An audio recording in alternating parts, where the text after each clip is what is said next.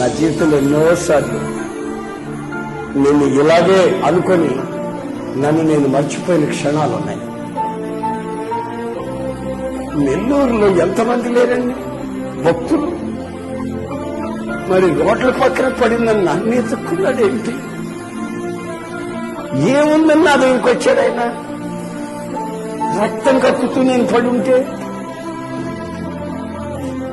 నా అక్కర ఆయనకు తెలుసాలి నేను ఎవరిని? వంశ పారంపర్యంగా విగ్రహారాధనలో మునిగి తేలుతున్నా, శాపాన్ని అనుభవిస్తున్నా. నా దగ్గరకు ఆయన ఎందుకు రావాలి?